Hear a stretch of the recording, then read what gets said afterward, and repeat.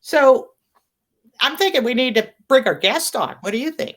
Absolutely. I'm super excited about our guest. I'm super Yeah. excited. It's someone I know and have the pleasure of getting to meet a while back. And I'm so excited to have Dr. Kathy Cash on Yeah. Voice of the.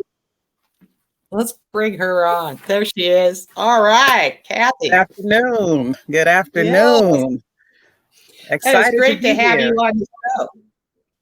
Yeah. Hey, Yeah. Dr. I Kathy know this is going to Cash. be a great discussion. Well, so now you are a VA employee and you're a peer support specialist at Yeah. which VA is it now? I'm at the downtown clinic, Downtown. the Los Angeles Ambulatory Care Clinic.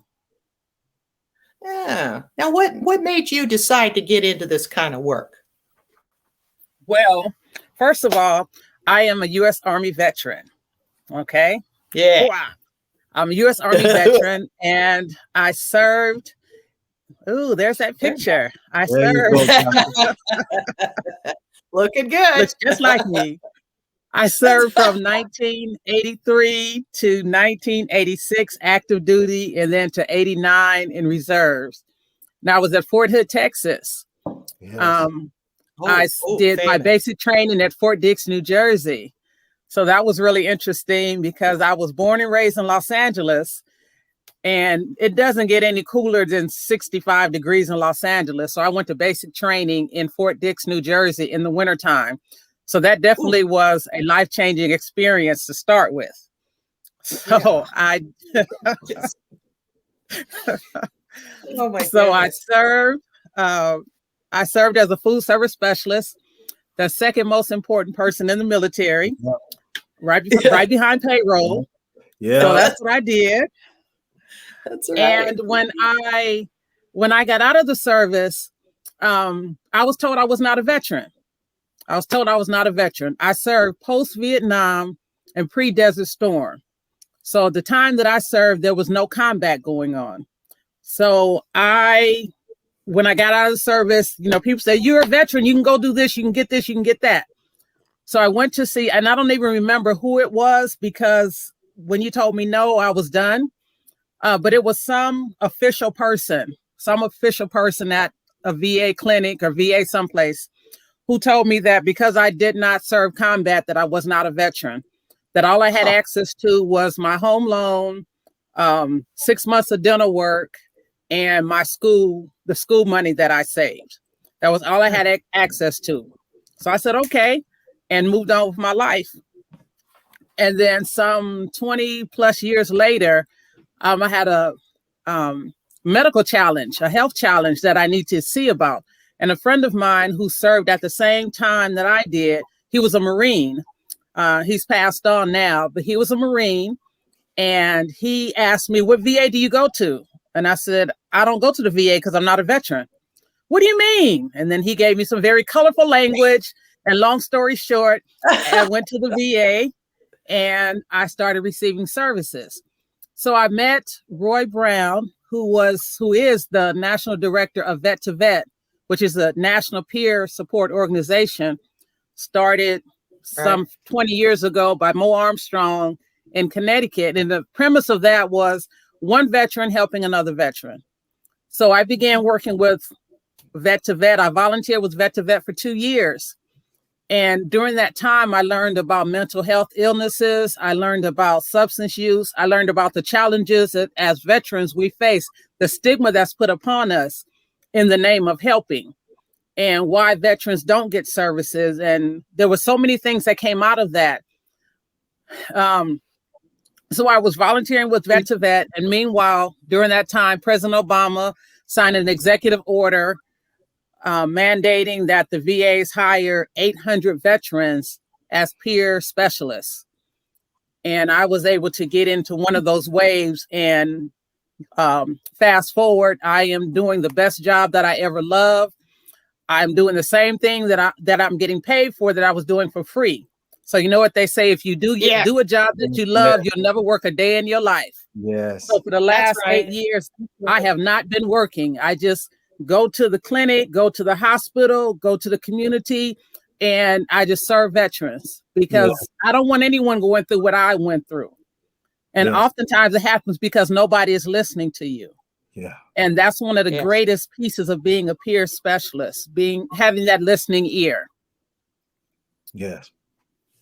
Thank you so much, Dr. Cash. I know. Well, what is it like? Oh, go ahead.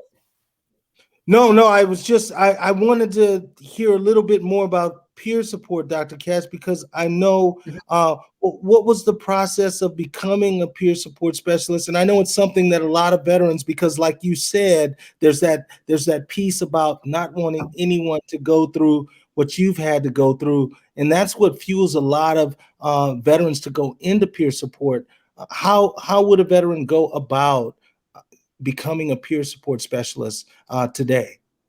Okay, so the premise of peer support is recovery. We are veterans who have lived experience.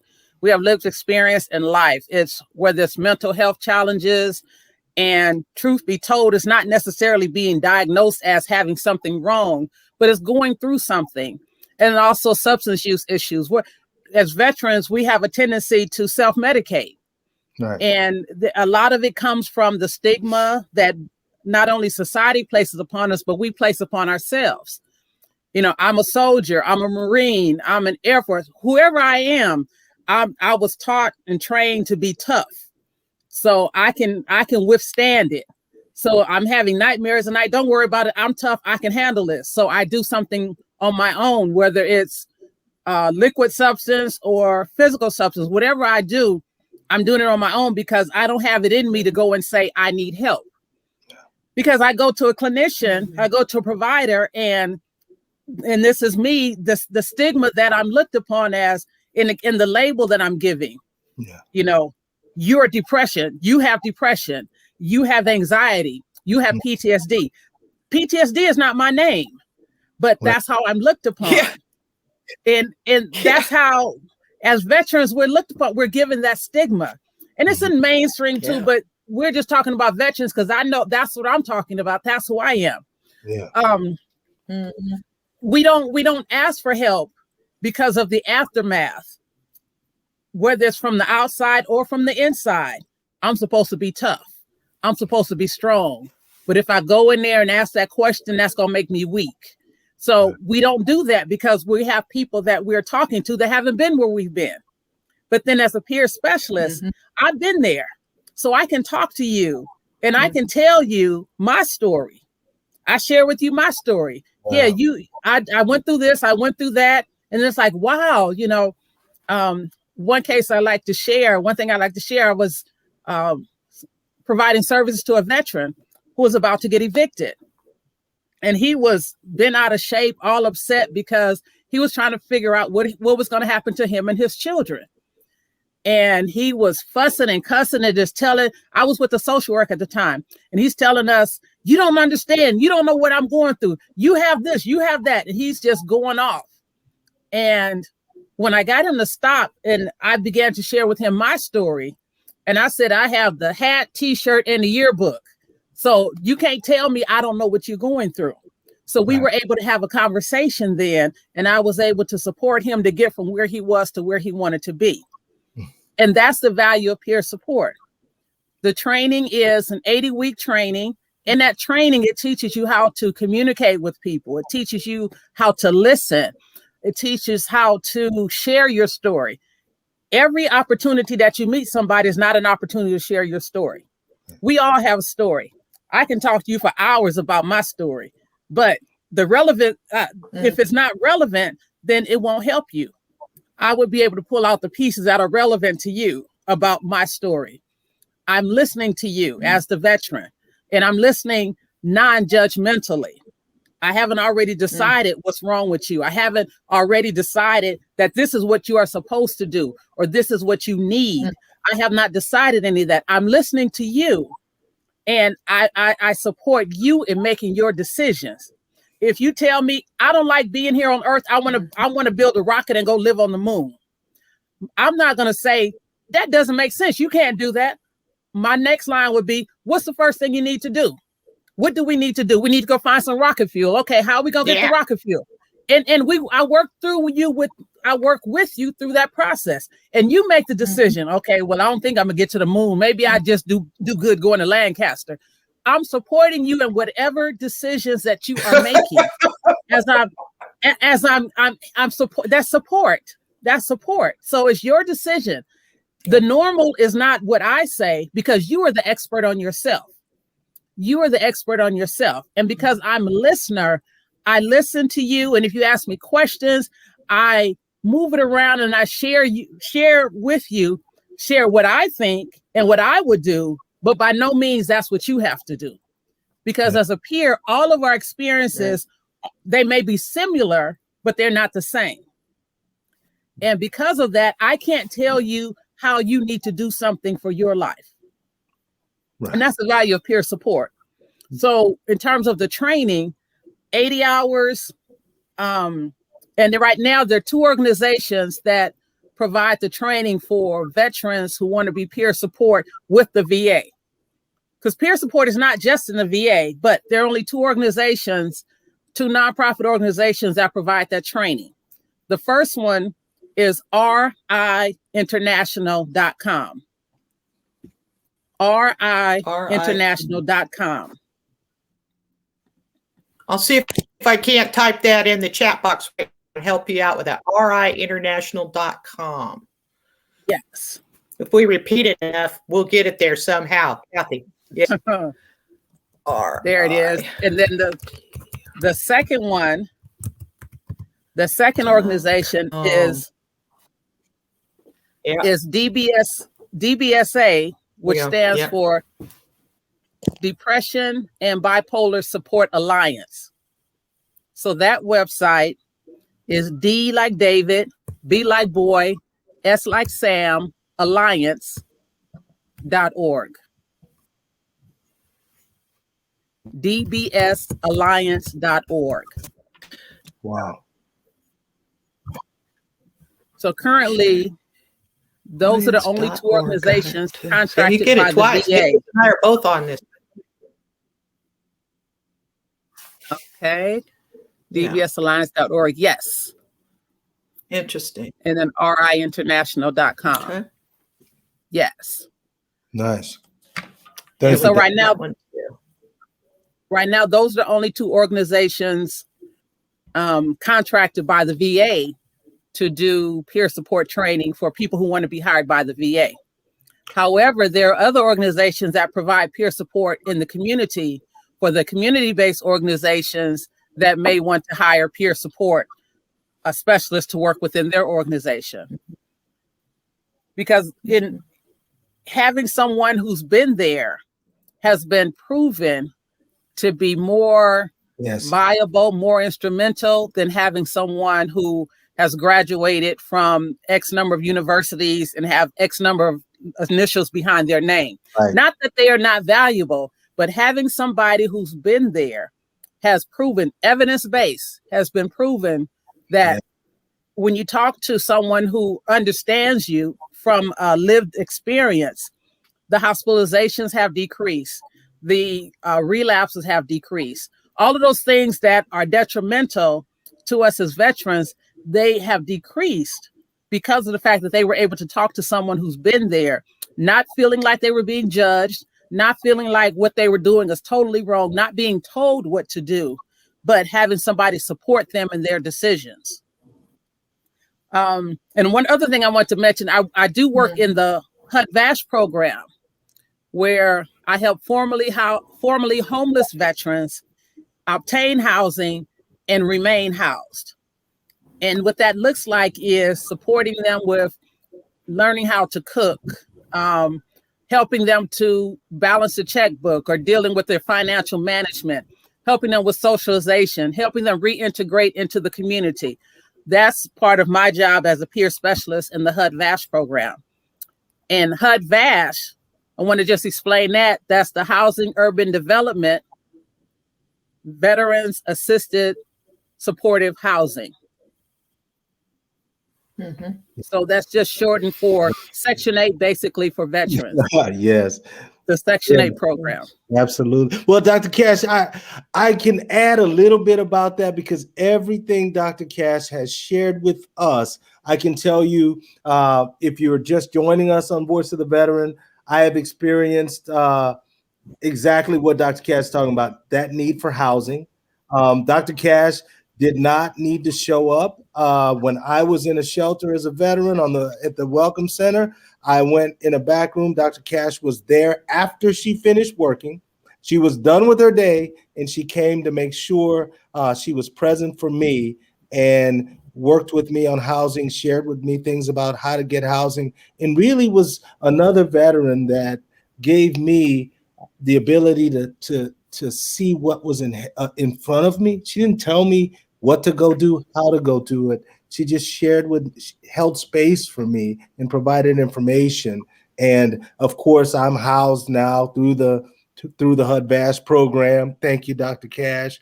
It's been over a year that I've received housing, and I always go back to remembering it's hard to explain what it's like to be in a tiny room with two other veterans, three veterans, and then walk to the back room where we eat, and you be sitting there, just you and I in that room, and you holding space and letting me know, yes, you can get housing. Yes, that will happen. And a year plus later, maybe a year and a half later, that has happened. I'm housed and thriving. And thank you, Dr. Cash, for what you do for me and what you've done for so many other veterans. Yeah. You're welcome, because it starts with hope. It starts with hope. If you don't have hope, peers are change agents. We instill hope, because at one time we were hopeless. Then we became hopeful. And we're sharing that hope with those that we meet, those who may not have hope. So we're sharing that, and it doesn't always happen in the first meeting like it was between me and Nick. It may not happen in the first meeting. It may happen 3 or 4 meetings. It may be 6 or 8 meetings. It may be a couple of months before, as a veteran, you realize, wow, this peer is for real. Yeah. Wow, this is hope that's coming out. Wow, they are really here listening to me and helping me. They are really there supporting me. And because of the mistrust that veterans have, it sometimes it does take a while to get to that point. Because as peers, we instill that hope. We role model that hope.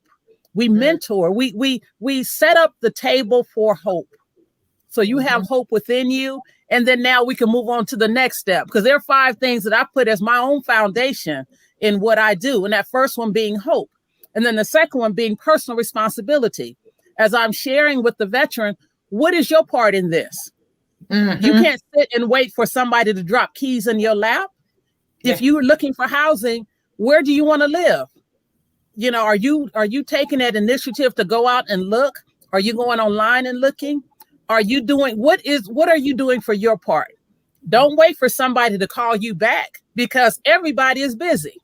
As much as we want to be the main focus of somebody's life, I want everybody to think about me all the time, but that's not reality. Okay, that's not real. I would love it if people called me all day, every day, because they thought about me, but that is not real. So that means if I want to talk to somebody, if I'm looking for something, I have to call them. So that personal responsibility, that's the part that I'm playing in getting myself housed. That's what we share with the veteran. What are you doing? And then after you establish the fact that there is some personal responsibility, then we're looking at education. What are you learning in terms of getting over this hump, in terms of getting housed, in terms of walking through your recovery? You need to learn something about what's going on. If you're trying to be housed, where can I be housed? I have a city voucher or I have a county voucher. What's the difference? You're learning about what it is that you can do, what it is that you need to do. If you're dealing with your recovery, how can I need to see a substance use person, a social worker, someone to help me get out of this place, so I'm going and asking for help. I'm going and reading about what's going on in my life. And once I get all that, I'm learning, I'm getting that education. And then my 4th point is self-advocacy. Because once I've learned what I can do, then I can stand up and say, this is what I want, or this is what I don't want, or this is what I can do, or this is what I can't do. So when I first look at the hope, and then the personal responsibility, and then the education, and then the self-advocacy. Because since I have a city voucher, so I want to move to city of Los Angeles. I want to move to downtown Los Angeles. I can do that. I can ask, well, why can't I move there? That's the self-advocacy. Don't just tell me you can't do it because I educated myself. I can ask you, then why can't I? So now I'm demanding something from someone who is saying that they are out there to help me and to support me. So after that self-advocacy comes the support.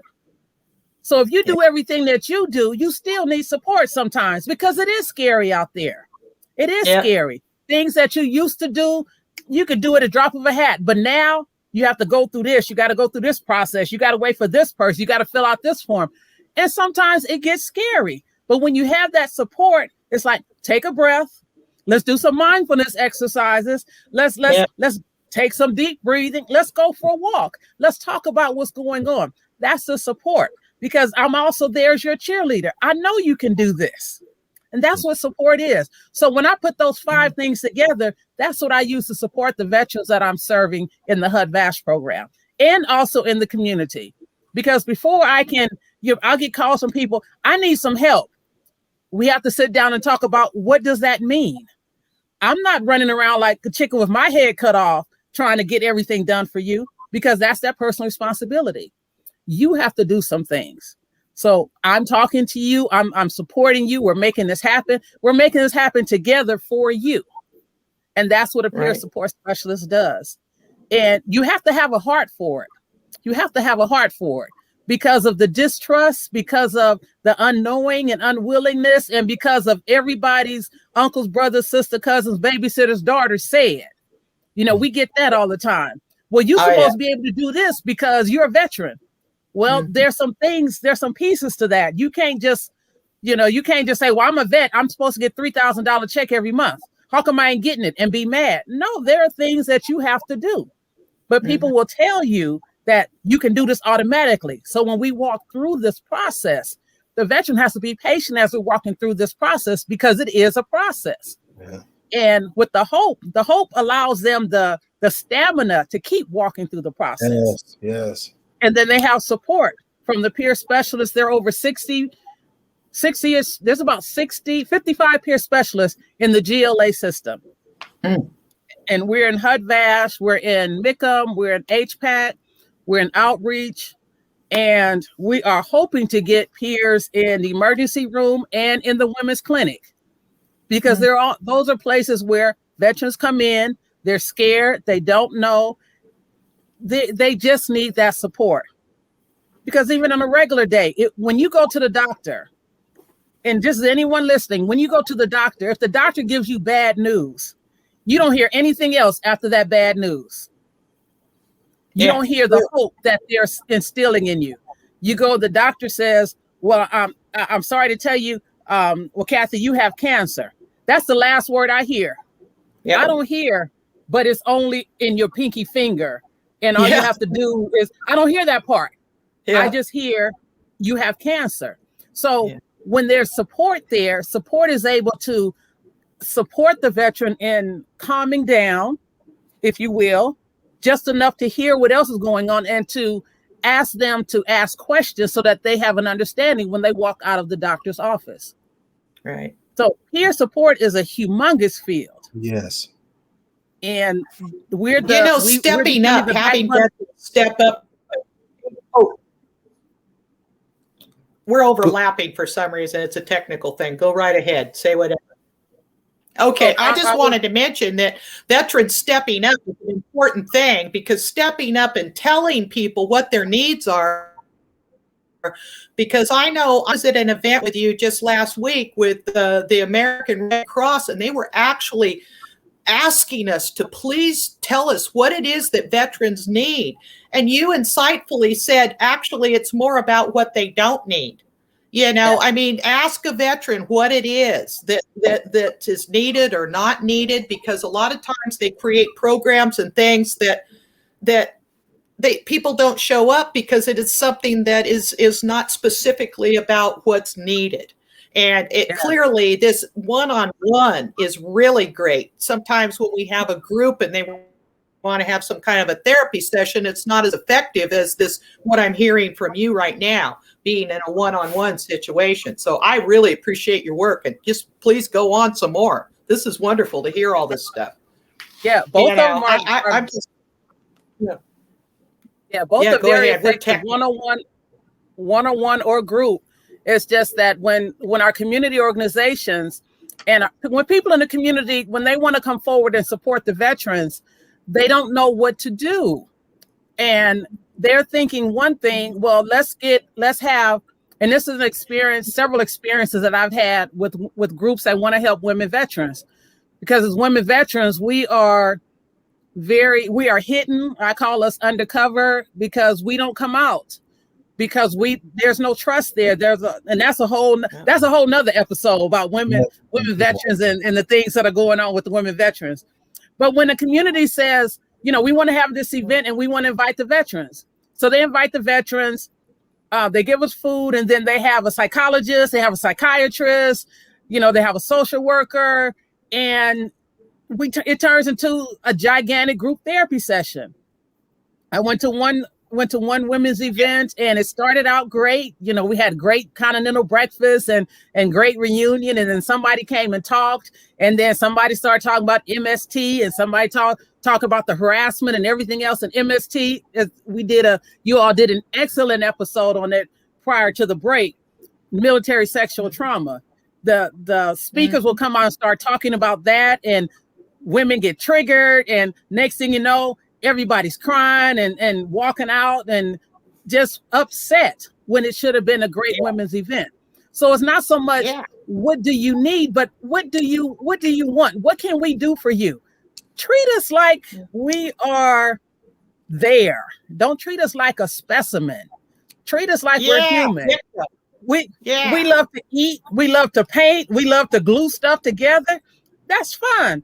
If I'm gluing it together, you don't have to talk to me about my feelings, and that's where it falls. That's where it ends up happening sometimes, because the women won't come out, because I don't want to talk about my feelings out in public. I don't want my makeup running and watching everybody watch me cry out in public. No, I save that for the therapist. But I want to come out to a women's event and fellowship with the women and talk to the women and have little mini reunions. There was an event last weekend. Yes. Sarge's Resource Center. Go Sarge. Sarge's Resource Center. He honored 50 that was women. Good stuff. I was there with you. It was, Gail was there. I mean, it was just so many women, and the resources that were there were for the women. There was a Camp Transformation was there. Women Vets on Point were there. Veterans Family Wellness Center was there. Veterans Standing Together was there. All of these organizations were there for the women. There were no therapy sessions. There were no therapy sessions. It just didn't happen that way. We were outside at picnic tables. We had awesome barbecue. We had mimosas. We had sandwiches. We had chocolates. We had everything. Fun. It was so much fun. There was great music. It was just so much fun. Yeah. The men there, they catered to us. I can't say it enough. It was just so much fun. This was Sarge's Resource Center. Yeah. Good job. And he said he's doing another event later on this year. But October. That's what the women want. Yeah. We want to have fun just like everybody else. Yes. If you're afraid of triggering, hey, you know what? I want to make sure we talk about your podcast. I can hear you. Dr. Cash, Gail was saying she wanted to hear more about your podcast. She wants to talk about your podcast, is I think what Gail was saying. Okay, so I have two podcasts. Yeah. I want to make sure. The first podcast that I've been running since October is Change Your Focus and Live Life. Change Your Focus and Live Life. Mm-hmm. And you can find it on practically any podcast platform. It's an audio podcast, and it's just about things that you need to think about to change your focus. So often we look at what somebody has done to me, but it goes right back to personal responsibility. What someone has done to you. Okay, so what can you do to change the situation? What can you do to change how you feel? Because you are responsible for your own feelings.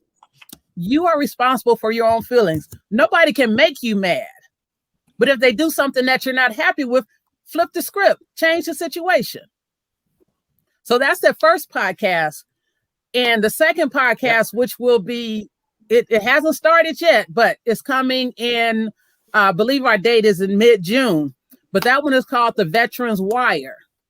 The Veterans Wire. And WIRE stands for Wellness, Information, and Resource Exchange. The Veterans Wire, where WIRE stands for Wellness, Information, and Resource Exchange. Because as veterans, we need to get to a place of being well. And wellness is defined by the individual because once again, you're the expert on yourself. Information, how can I get to do what it is that I want to do? What information do I need for my benefits? What information do I need to get housing? What information do I need to get medical care? The resources. There are places out in the community where I can get things that I need. So those are the resources. And then we're coming together on that podcast platform to exchange all of that information.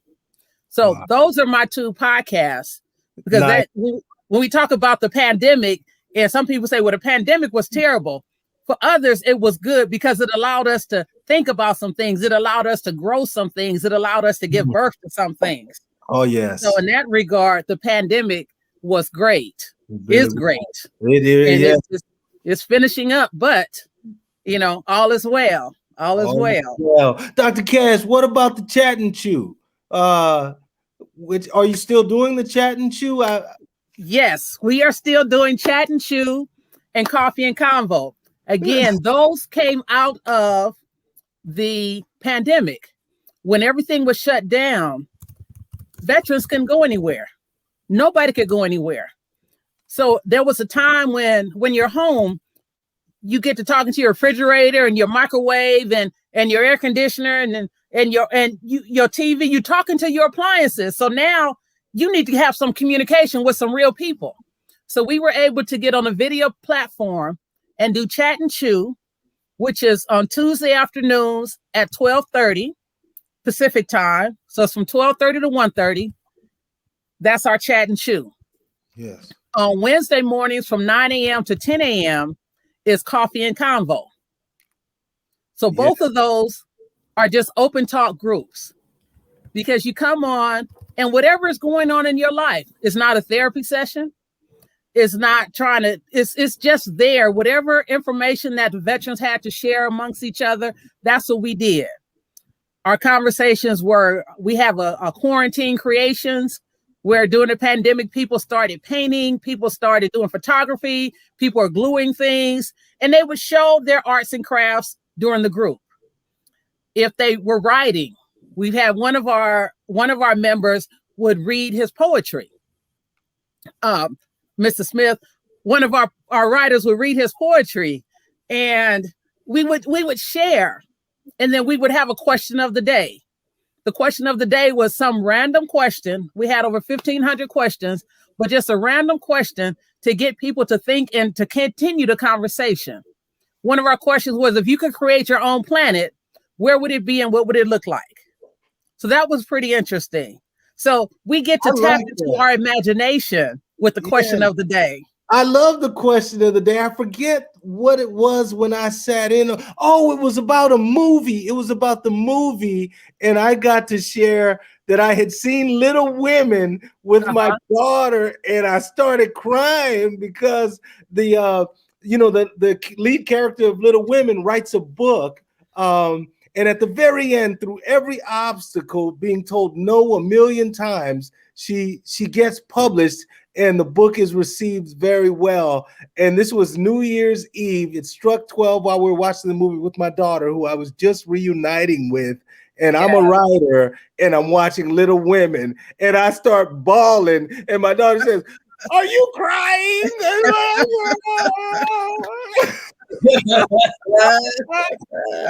Life is beautiful, Yes. So yes, in these open talk groups, that's what we do. So we funny. share I those see things. Hey, let's tell them Yes. about the Legion shooting day before we run out of time. Oh yes. Because I know, now you and I went shooting yesterday. There we go. Yes. There's you Look and at me, me. Kathy, shooting at the Whoa. OT Gun Club. And I'm telling you, you were tearing it up. You were sunbursting those clays out there like you just were doing this every day of your friggin' life. I was amazed. That was You so just- much great job. fun. Great job. That was so much fun. Oh man. Well, they're going to have a Legion shooting day. Legion shooting day is coming up on the 29th of May at Oak Tree Gun Club. And there's the flyer right there. And from 9 until 11. And they're going to have competitions. They're going to have a lot of fun. We're going to be able to network and just shoot stuff. I mean, I tell you, that's a nice place. Didn't you like Oak Tree? Oh, it was wonderful. It was wonderful. Yes. Yeah. So I loved it. I had so much fun. I have not shot. We a got weapon to just hang in out 30 up there in the trees. Nobody bothered. Yeah. Yeah. Oh, yeah. I had fun, too. I got a bruise on my shoulder, but that's okay. I'm happy. That was so much fun. And just being able to get together with other women vets, that was awesome for me. And that's one of the things as a peer support we do. We organize different trips and different outings for veterans to get together. Because if a veteran is suffering from anxiety or depression, they won't be looked at funny by the others of the group. Because everybody's going through something. And when we recognize that we're going through something, then that's half the battle right there. And that pin that I'm a woman veteran, I wear that because when I go to the clinic, sometimes they forget that I might be the veteran, that I'm not there with my brother or my husband or my dad, that it might be me that needs services. So I wear that and it draws attention because I am a woman veteran. And when I came into the knowledge that I'm a woman veteran, I now wear it proudly. And I encourage other women who are women veterans to wear their status proudly. Not just waiting to eat free on Veterans Day, but going throughout the year, gaining that recognition or painting and basking in that recognition. Because, people say, thank you for your service. And I learned yesterday, I can say, thank you for paying taxes. Well, speaking of taxes, if you're a California resident, you may want to file your taxes by May 17th. There's a stimulus that one can qualify for if you make that deadline out here in California. Yes. That's right. Absolutely. Oh, this has been really great. This is good. I'm there as a peer specialist. I support veterans in getting whatever it is that they need and whatever it is that they want to do. I'm there as support. Yes. Thank you so much, Dr. Cash. I mean, there's so much that you're doing. And when you say hope, I just want to say, the hope that you gave me by being there for me at a time where I will be honest, I did not have much hope because I was beleaguered. I was tired. I had been through a system that takes. And to have you sitting across from me on the other side saying that, here, I'm on the other side. And that connection truly still fuels me. And I'm just really grateful for that because it's why I want to transmit what I've been given and what I've been through to others to inspire and to give hope as well. And I'm going to write down the other four too. The other four tenets I'm going to write down as well, because clearly they are working in your life in a major way and exponentially helping veterans. Thank you, Dr. Cash. You're welcome. And you're walking in those 5 tenets as well. You're doing that, both of you, in this that you're doing. You're instilling all of that into veterans who view this podcast, because we all need that. We all need to know that there is somebody I can call, somebody I can go to. If I don't know, I'm gonna call Gail. If she doesn't know, I know she's gonna find somebody who knows. That's right. And that's when you get up, when you get to the point of not that you actually made it, but you're at a point in your life where you can take a breath and say, okay, let me just keep on moving on. But then you say, let me turn around, because I remember when I stood in that room and raised my hand with that flag, and then I went through training, somebody told me over and over and over and over and over, leave nobody behind. Yes. That's right. Leave nobody behind. So as I'm going, I'm pulling as many people as I can pull.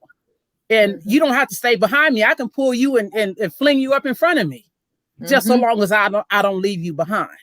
That's right. And when veterans help veterans, lots of veterans get helped.